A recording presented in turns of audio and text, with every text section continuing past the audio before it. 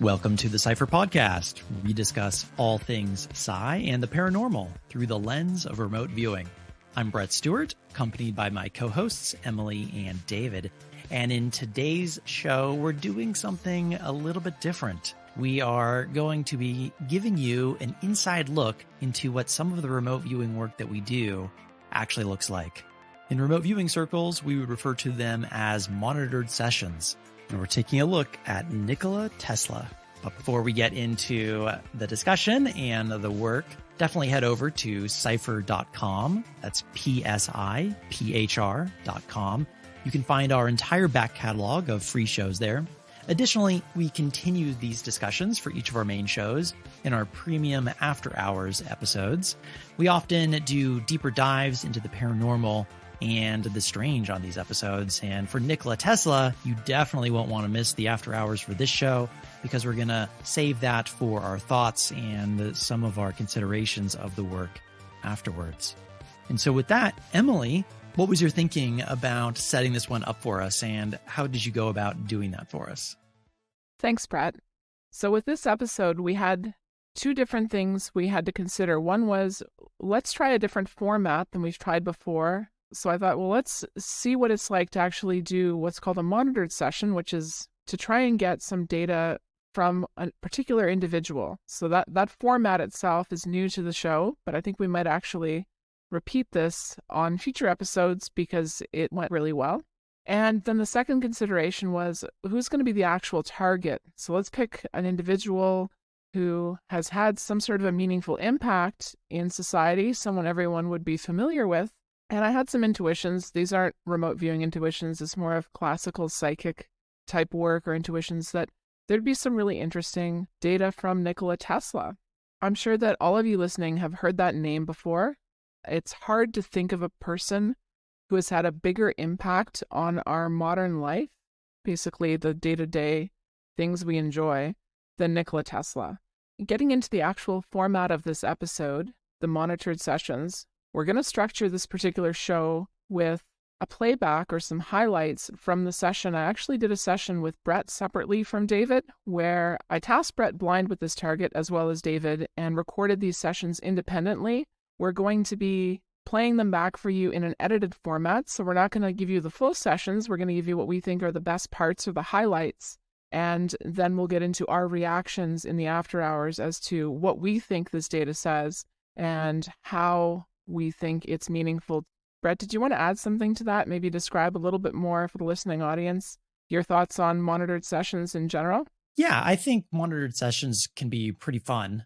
And we take the approach of just having a discussion with some person or thing we don't know as the viewers. Obviously, we're blind. I do know some people don't like the idea of a monitored session where the monitor knows what the tasking is.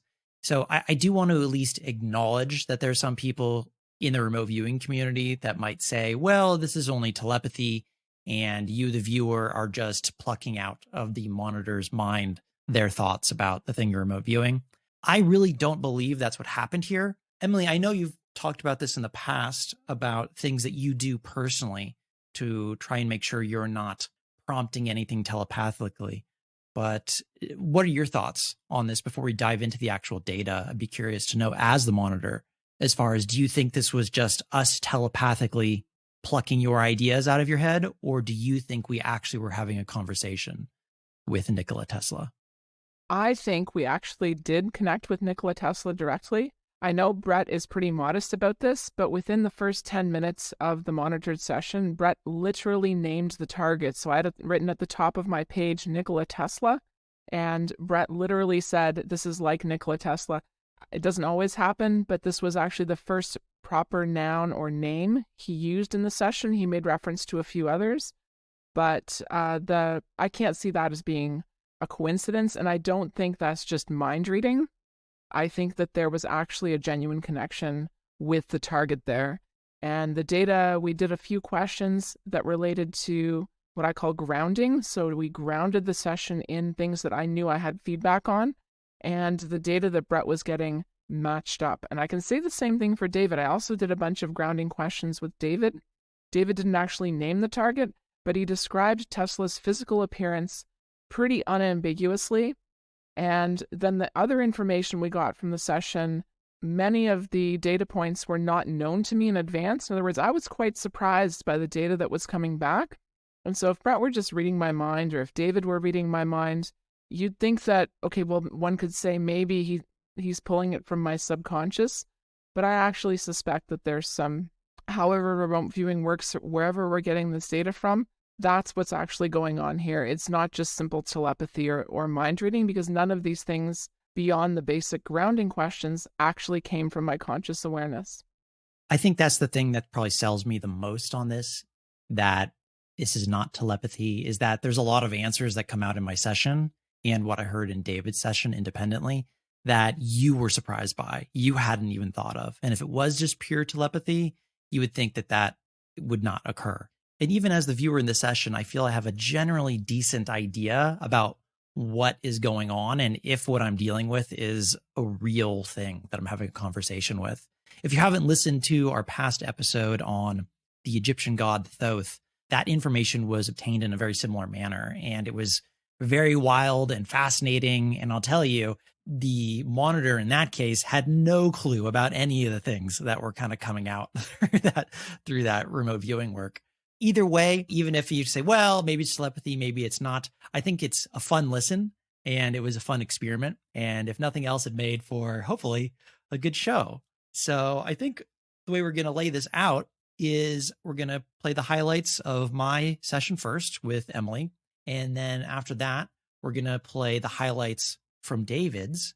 I would highly encourage you to join us in our premium after hours episode for the kind of roundtable discussion at the end, because we have a lot of things to talk about post session work. So in any case, I think we'll just lead into here with my first session.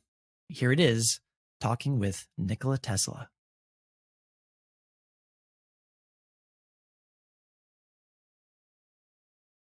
All right, I hear a voice. I hear a timid voice. Who are you? Tell me about yourself. Okay, what do you want to know? What do we want to know? Let's start with, what is this person all about? What is your MO? What's your main way of being? You seem a little sarcastic. I'm getting told, well, why don't you just go to a library and read about it? You seem bored with this question. Okay, well, it may be a boring question, but ask him what's not boring. What's not boring about your goals or aims? I see someone like sitting on a rock next to a pond, pondering something, just as a visual. They seem bored. Is there anything interesting that you find interesting about what your aims or objectives are? I feel like I'm connecting to this like I'm not in a time right now. I'm like it's pointing to a timeline, like where like in the future, right now, in the past, when your question doesn't make sense. Okay, let me ask it this way. Go to the life that Emily is over here.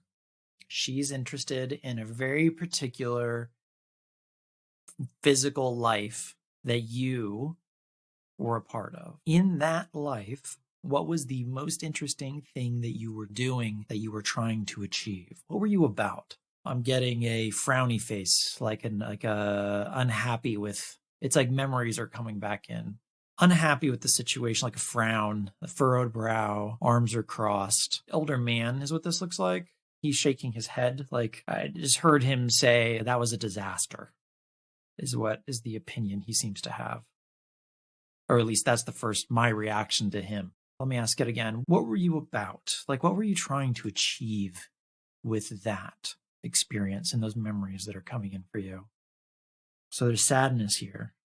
Okay, so had it not been a disaster, what would his ideal outcome have been? It's like religious kind of vibe to it, like teaching people, things like that. And then everyone who he was teaching or trying to help wasn't ready for his message.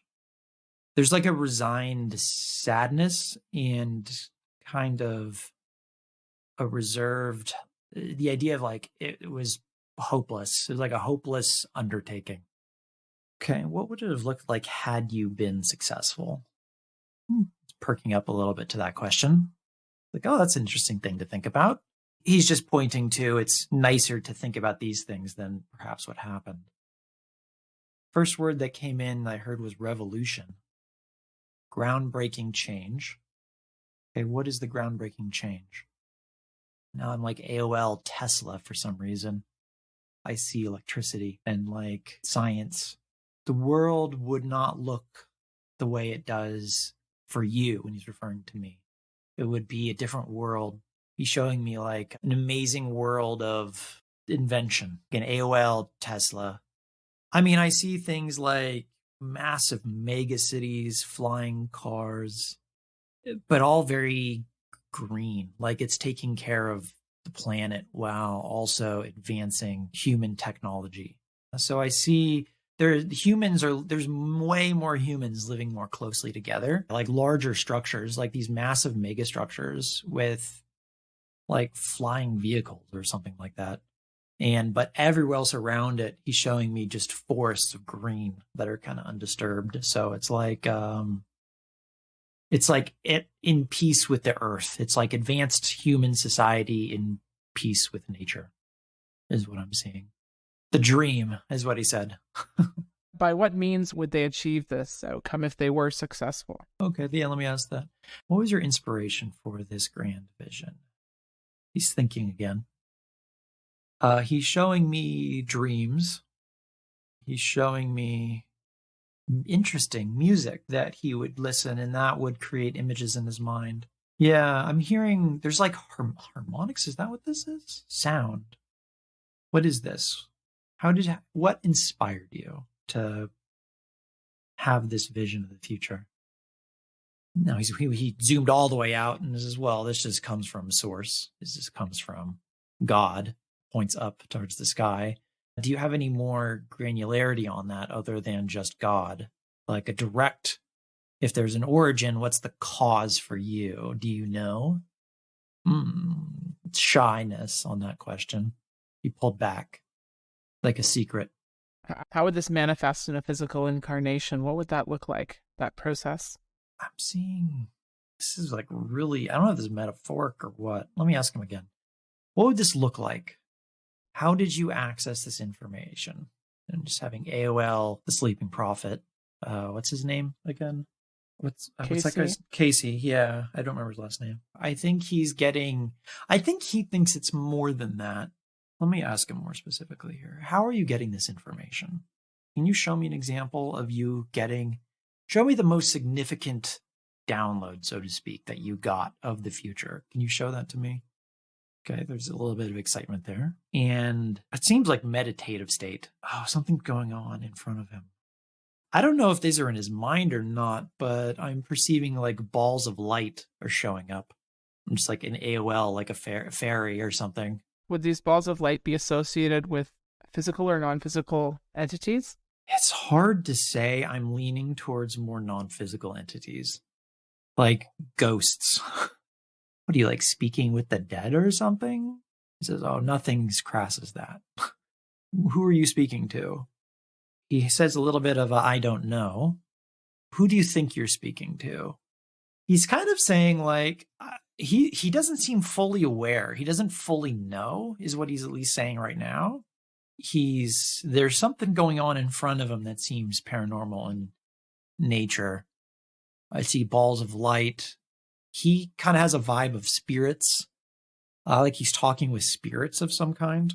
I think he knows how to engage it and how to prompt it, but I don't think he really knows what it is. He's engaging it through this process. There's something in front of him that seems physical. To me, it's making a sound. It reminds me of like a singing bowl. There's a harmonic sound that's emanating from it. He's sitting down. It seems like his eyes are closed. And he just says, like, then the universe is opening up for me, is what he's saying. It's like clouds are being parted in his sight, and he's seeing through something. It feels very non-physical, though, like mind's eye. I don't know if there's anything really there in the room with him or where he's at. I think it's just his states of consciousness. He's like pulling a veil back, and he's seeing beyond. In time, he's seeing the future. Something is helping him There seem to be little sprites. I'm not sure what those are. I could go to those, or I could stay with him. Let's stay with him. There's a couple other things I wanted to explore. So I understand that he feels that, say, that the physical incarnation was a bit of a letdown. However, of the things that in his incarnation he did accomplish, is there a particular one that was a positive versus a negative experience for him? What was your biggest win in this life? What did you achieve that you're the most proud about? What is he? He's pointing to something. He's pointing to the planet Earth. What is that? I'm not sure what I'm seeing here. I'm seeing Earth and I'm seeing the ocean, but the ocean is like neon blue in some places. He says you wouldn't understand. And then I'm like, okay, well, can you help me understand? Point me to the physical work that was done. Did you do any physical work that is associated with what you view as your biggest win? I hear the word steps. It's a process. It was something that unfolded. It was multi-layered. It is no one thing. It was an assortment of things that were strung together. Something feels revolutionary about it. I feel that these are more AOLs. It's like there's a paradigm shift. I think he thought that this paradigm shift would be bigger, corrupted. He feels it was corrupted. He feels that there was a hijacking that took place, that it was set up to go a course and then it was hijacked, and now it's something that is gross and despicable. It was misuse. It was a misuse of power. Yeah, can we go into that corruption? Yeah. Do you know who corrupted this trajectory that you started? He said the enemy. Okay, tell me about the enemy. Ignorance. Interesting. He sounds a little bit like me sometimes. Stupid humans. Stupid humans. Stupid humans is what he said. It's almost like he's describing there is no boogeyman on the other end. It's just naive stupidity. It's human nature and self-interest. It's like he's showing me dominoes of one here, one there, one here, one there. And they all kind of add up into just a loud noise, which there's a song that's playing, but the song can't be heard because there's all these other lesser sounds that override it. They like drown it out. It's like pollution. Let me ask, is this a physical pollution? I think he's talking about people's nature right now.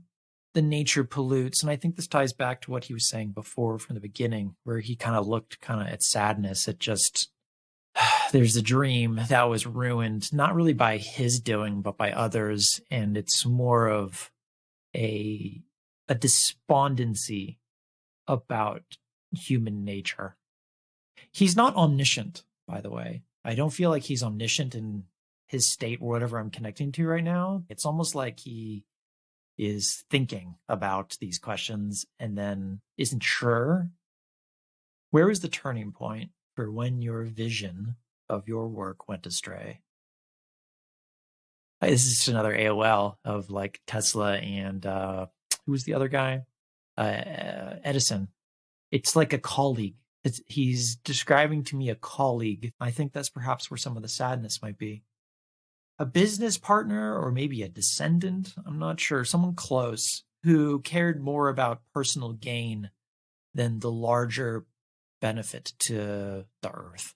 It seems like he cares about the earth a lot, like the environment is really important to him for some reason, planet Earth. But these pesky humans.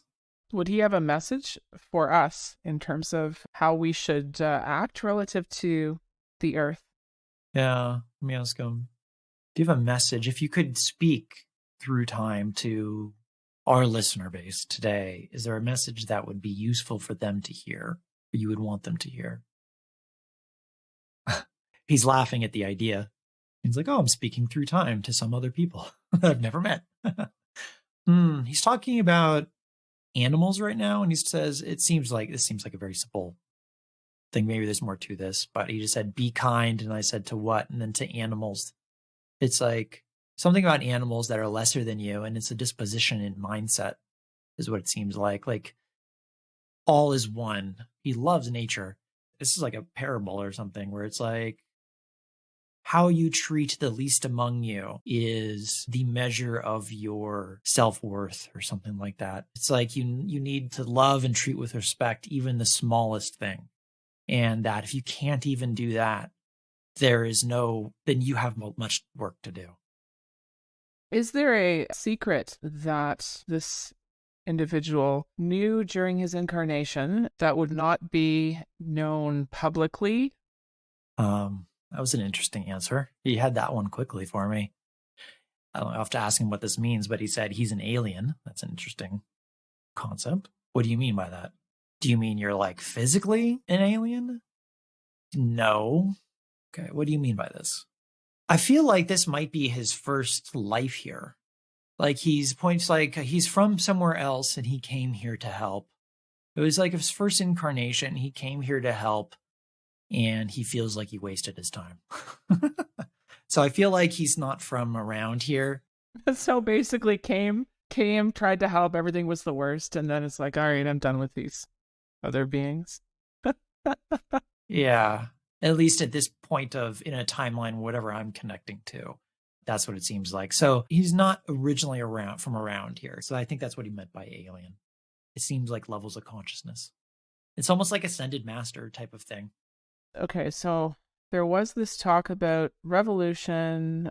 Were there any inventions that he was able to achieve in his lifetime? Were there any inventions that you were able to achieve in your lifetime? He said several. Okay, could you share those? I'm seeing something that has symbols on it that appears circular and collapsible. What is this? Can you show me the primary function of this thing? It's like a radar dish.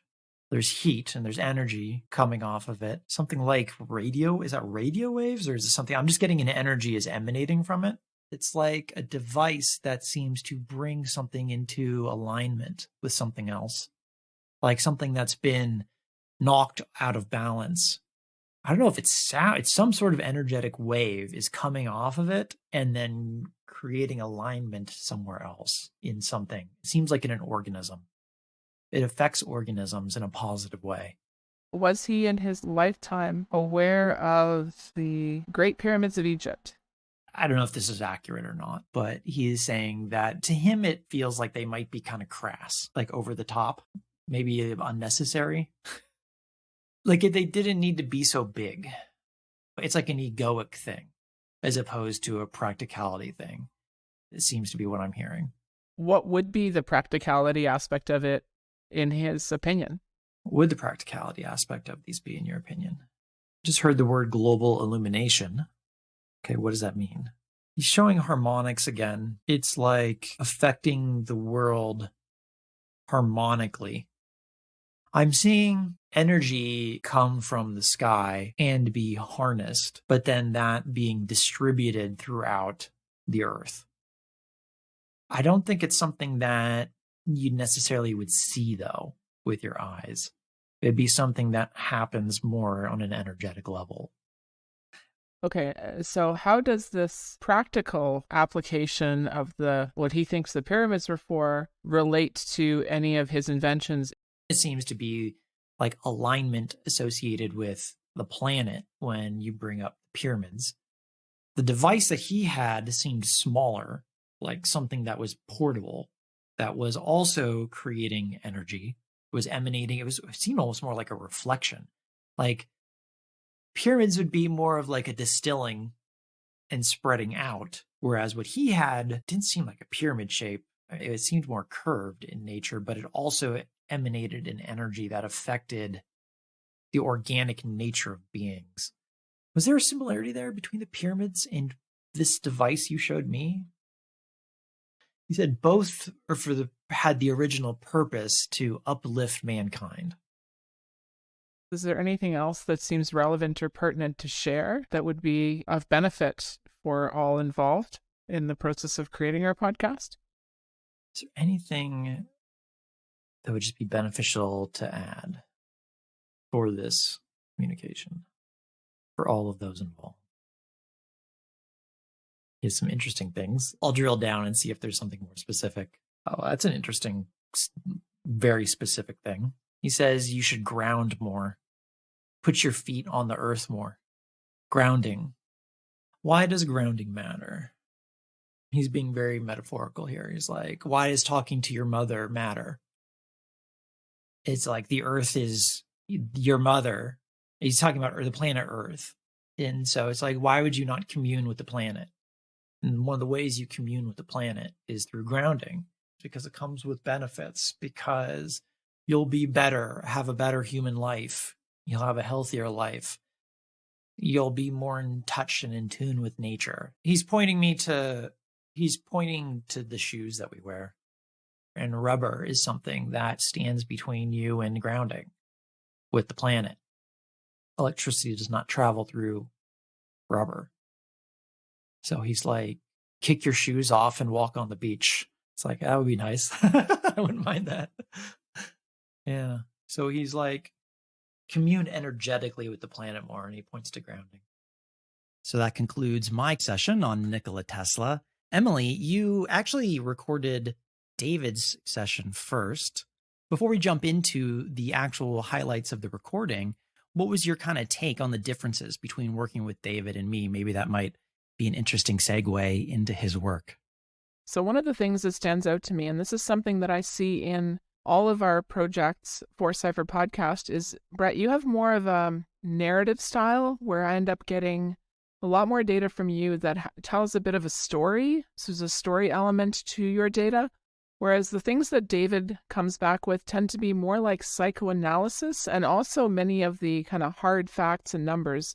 One of the things that I was most impressed with in David's session was the amount of data that he was able to get that was actually verifiable or feedbackable, like the hard data that we know about Tesla matched up perfectly with what David reported in the sessions. There's a lot more of that aspect, and also a lot more of the psychology and thinking aspect. And I think that's just how you two approach remote viewing, and perhaps it reflects some of your personal interests, and I think that's totally fine. But it's good to get these two different perspectives, and that's what we tried to bring you in the podcast. Yeah, I think there's a lot of value when there's perspective between multiple viewers.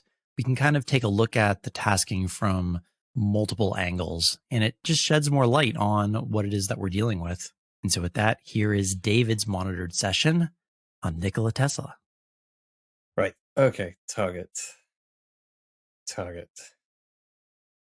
Okay, we've got the ideogram is life, but it's smeared along in a spiral, which this ideogram, I think it's kind of like a life with a time window thing, but it seems to show up when it's a celebrity or something. So it's like when it's a public figure where it's more about the story than the individual.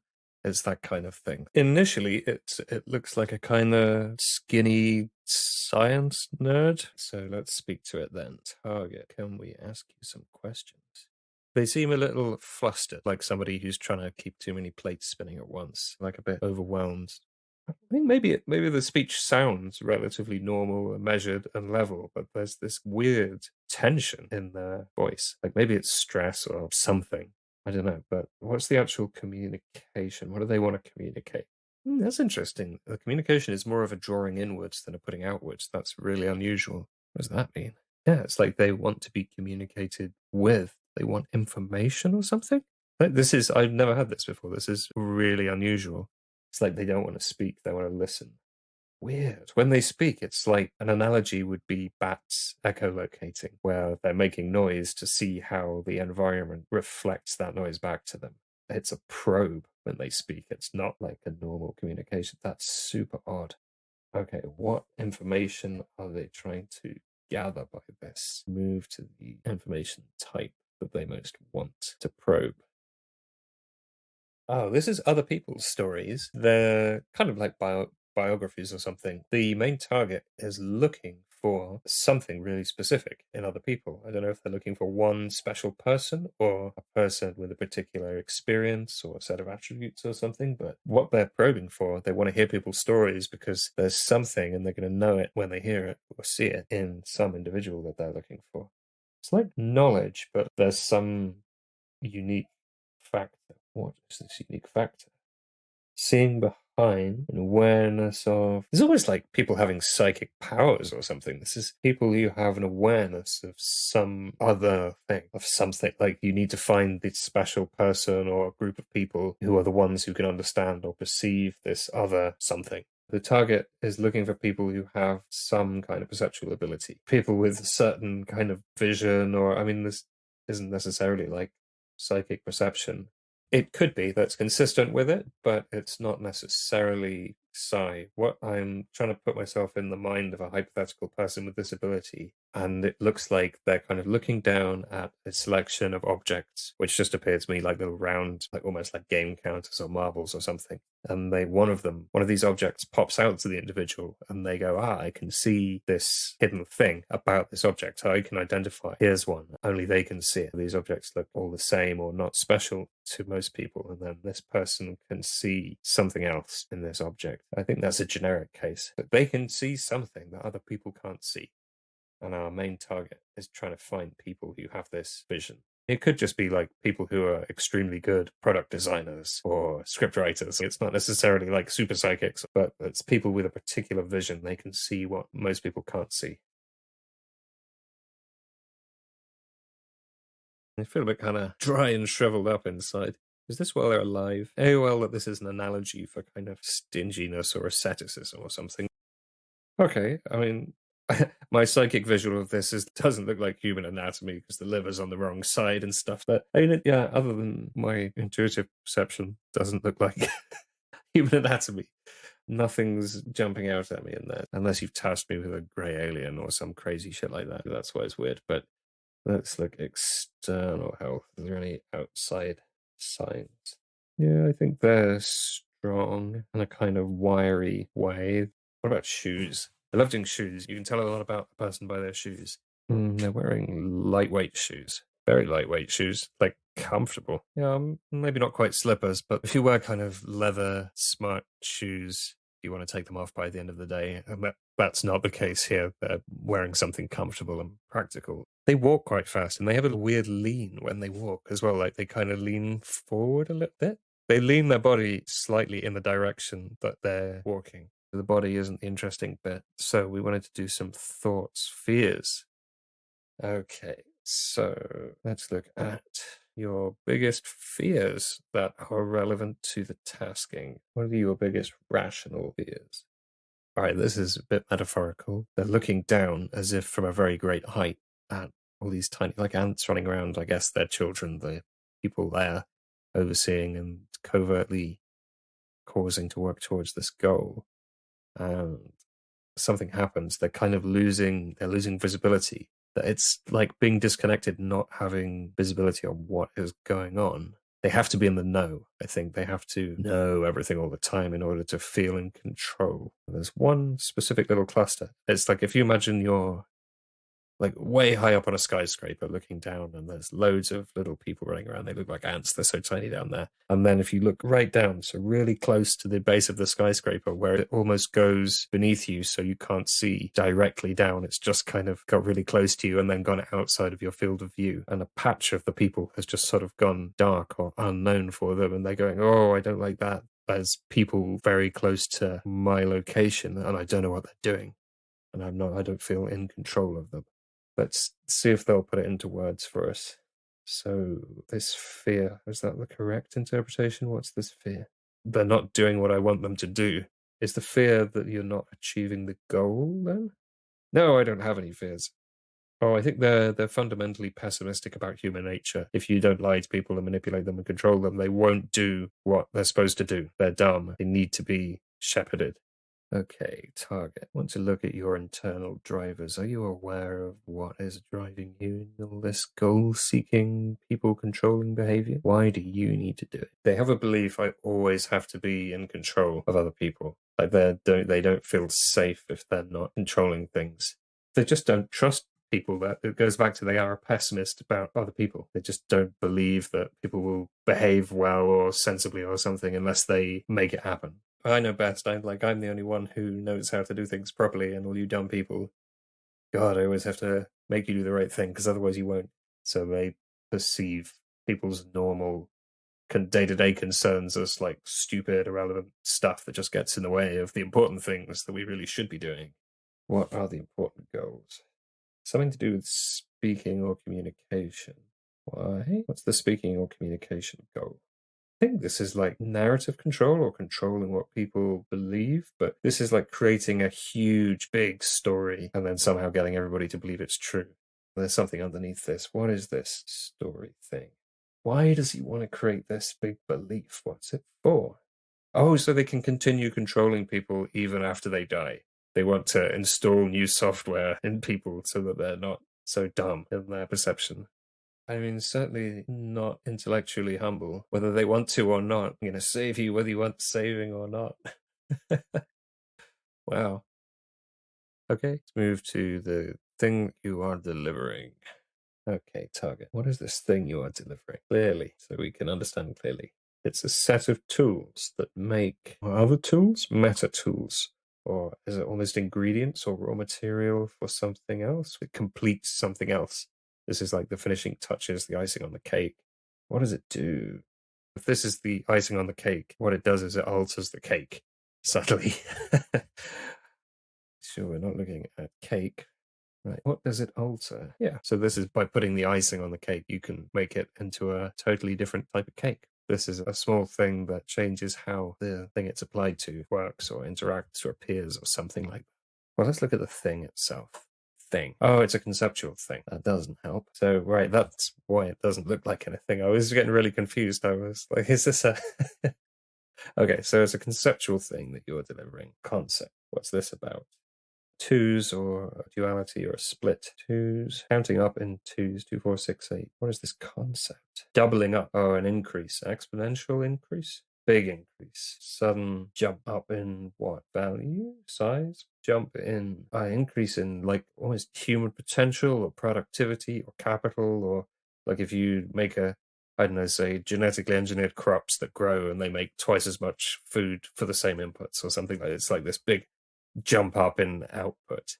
So an AOL, then this conceptual thing is maybe like genetic information or something like that has this big sudden increasing effect. I guess that's how the icing modifies the cake. If you like, it has this increasing, yield or, something, magnitude. Okay, what is your favorite number? 9. It's the first random ass word. 7, 8, or 9, but 9 was the first one. Okay, why is 9 your favorite number? I think because of like the shape it makes of 3 rows of 3. It's neat, it's round, it's square, it's kind of cool. I think it's aesthetically appealing to them. Okay, right. Aesthetics. Do you have good taste or terrible taste? Target. Aesthetics. What do you like?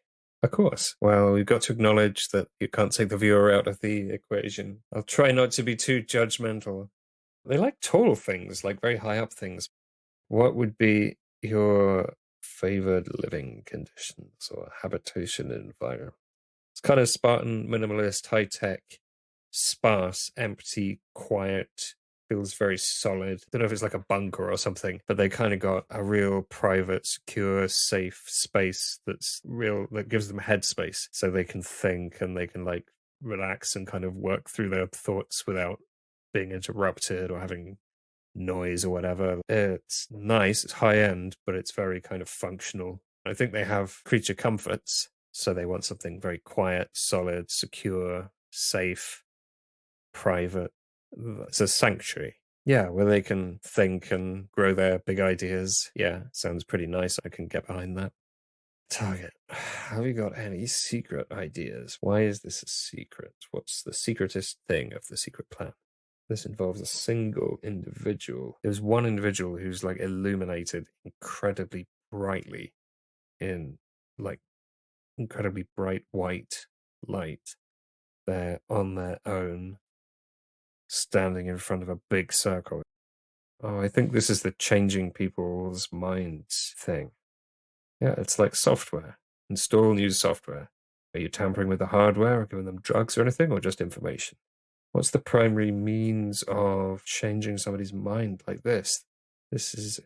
Seems like it's perhaps quite significant. Maybe this is just the plan. Maybe this isn't possible, and that's why it seems like a big deal. But let's see. Have you tried this? You try it out, anybody? They've inferred that it should be possible to do this. Oh, this is like an MK Ultra kind of thing, isn't it? Wow, creepy. Because I think maybe, did you infer anything from MK Ultra about how this could be done? No, that's crazy and ridiculous and backwards, they say. So what's your source material for how this could be done?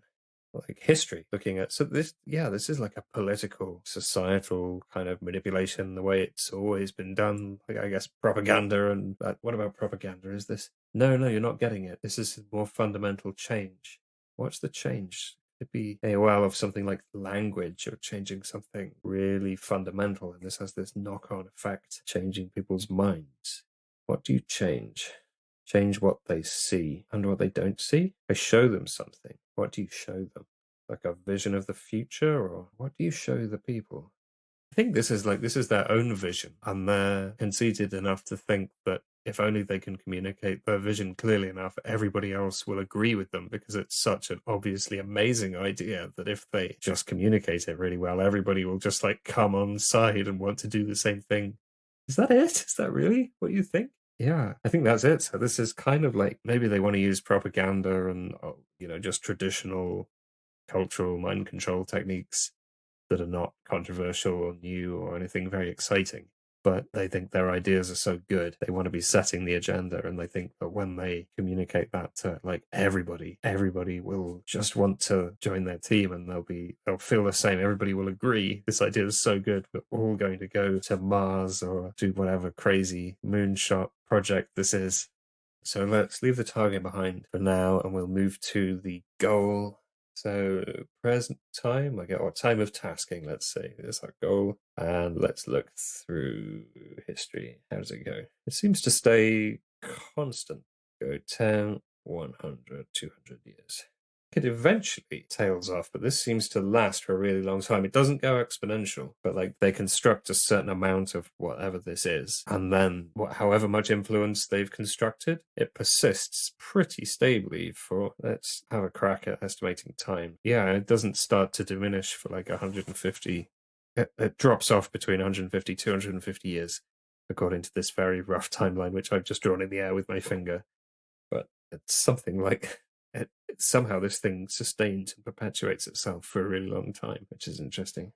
Like they have books or something that keep recapturing people, I guess. How does this work? It captures people and then incentivizes them to perpetuate the system. Okay, target's entire lifespan. Their most significant interaction with any non-physical beings. Let's locate that. What's happening? What's going on? What is this? And it looks like they're sat there and there's a little baby fox asleep in their lap or something. I don't know if this is an entity attachment or some kind of spirit guide or something. Move to the entity which had any non-physical being that had the most significant influence on this life form, and they'll just go talk to them. Who are you? Target. Either there's nothing there or it really doesn't want to talk to me. I've tried multiple things, and either I'm self-censoring or there's nothing there, or like I'm just not getting anything really clear. I haven't seen any like jump scare, grey alien faces or weird stuff like that. There just seems to be nothing big going on. Well, we can check. Locate reptilian overlords. No, there are none. Yeah, is there anything weird related to this target? What's the weirdest thing to do with this target? Is there any woo-woo anywhere here? Target. Oh, there's another person a long way away who they influence the target. But that could be like they're a guru or a teacher or magician or something. Why? Ooh, let's look at this influence person. AOL is of a kind of spiritual leader kind of person. Right, who are you? What influence do you have on the target? I'm keeping my eye on him. Why? Oh, he doesn't know what he's doing. Goes back to this goal thing. The goal is going to get totally out of hand. He doesn't know what he's really, or for all of his like megalomania, he's actually maybe fulfilling somebody else's agenda, because he doesn't know what's going to happen if the goal succeeds. It's going to get out of control. It's going to grow out of control, right? It's not going to be quite what he expected. So does this other guy with the influence, the woo-woo influence, do you know what will happen? Yeah, because this is history repeating itself. This has happened before. And from the esoteric perspective, this isn't novel. This happens the whole time. This is kind of business as usual. But this person, because I did say the target is not the introspective type, because of that, he's kind of falling for this thing that befalls many people before and after, I might guess. So where's the woo-woo in this, though? Is there any? I guess maybe it's like kind of woo-woo psychology or something. Does this religious, spiritual leader-looking person have any influence? What are you doing? No, they didn't seem to be doing much. They were observing and going like, oh, I've seen this pattern play out. This is in my textbook. I know about this. The target clearly doesn't know really what's going on at a deeper level. But this observer is just like, oh, yeah, here we go again. I know how this one pans out. Well, I hope you enjoyed David's session on Nikola Tesla. I hope you enjoyed them both together. This is a bit of an experiment we're trying, showing these monitored remote viewing sessions on the podcast. Definitely leave us your feedback, especially if you're a premium member. You'll actually have access directly to us through your account. You can just log on and send us a message. But we're going to continue this episode in the After Hours show, where we're really going to have a roundtable discussion with David, myself, and Emily, talk about the remote viewing work in a little bit more detail, what our thoughts were about it, and some of our conclusions as a result of the more mysterious things that we perceived Nikola saying. To get access to the After Hours show, definitely head over to our website. That's cipher.com, spelled PSIPHR.com. You can sign up for a premium membership and get access to all of our back catalog of premium After Hours episodes. And if you enjoyed this and you think a friend of yours might enjoy this, definitely share it with them. It helps us grow and it helps us continue to make these episodes for you. So that wraps everything up. We'll see you on the next one. Take care.